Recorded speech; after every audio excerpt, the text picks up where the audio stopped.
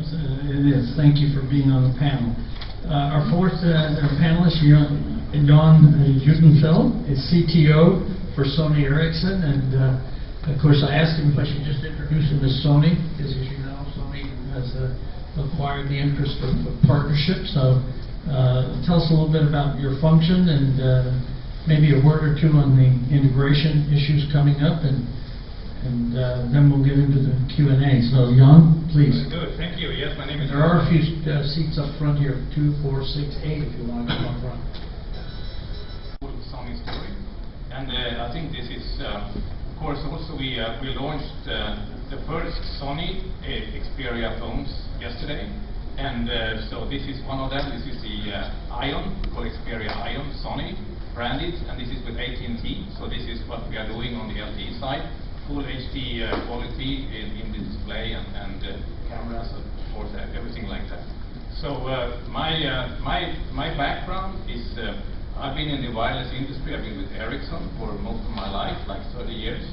Started in the wireless industry in the late 70s, and then I moved out to Silicon Valley a couple of years ago. So I'm the CTO for the Sony Ericsson group, and now Sony Mobile, being headed out of Silicon Valley.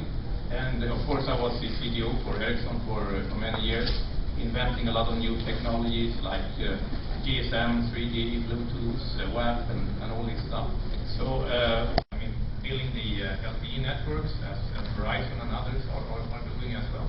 So this is improving the technology a lot, and we see stronger and stronger processors. We have these dual core processors now, and it will continue to really evolve. And all of this, I think, is something that we have to realize. It will create new behavior. And of course, entertainment is the name of what Sony is driving. So we very much focused on see how we can get entertainment across different devices, being it a tablet or being it TV or being it a smartphone, and bring the same content to everyone. And if they want to watch a movie or if they want to write on it, that's fine. You have to be aware that you can do anything with these devices, carry it around with you all the time. Well, mentioning technology like you had at the end and people adopting it, I sometimes say it's easier to forecast changes in biology and pharmaceuticals than it is in mobile, because God, it's changing things so fast that I can probably say, oh, we'll improve cures to cancer in 100 years, heart disease, but the mobile's like trying to forecast beyond 5 years from now. It's very hard because it's changing, and also things are, a lot of innovation is still happening. I think a lot of the companies represented up here are innovative in hardware and software and services. They're making these things even more useful, more valuable than they were before. What are some of the things that you would say technologically that we're still either challenged by or see opportunities over the coming few years that really aren't already out there today?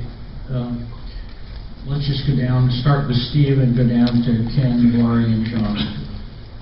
So you mentioned something that you were sort of worried that people don't talk anymore because they're just texting, but I totally disagree with the whole premise. I think we're more social than ever, and one of the big functions of the technology is to enable us through this sort of social transparency to be hyper-social. And so I think it's exactly the opposite effect that you described. I mean, I guess one question to ask the audience is, how many of you have had more dates in your life than you would have otherwise had because of services like Match.com? Okay, don't raise your hand, chicken. Okay, we all know it's true, but people are more social because of the connection through technology. And I think the challenge is, and this is where the opportunity is for technology to potentially sort of start to address, is that we're surrounded by more information, more ideas, more people, more opportunities than ever before. How do you manage that? How do you not just be a gadfly? How do you actually dive in and go deeper? How do you focus? How do you execute? How do you, in an environment where there's just a million new distractions, because it takes time and effort and work, as anybody who's ever built any of those devices that are downstairs, it takes a lot of time and effort and work to actually build something, yet we have a zillion distractions and a zillion opportunities and a zillion new opportunities at every moment.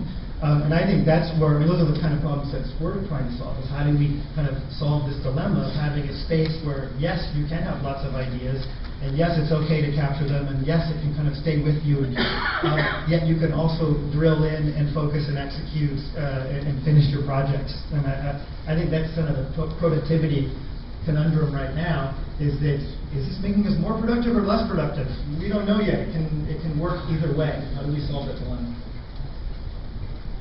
So you go on a Match.com date and you sit there and text each other.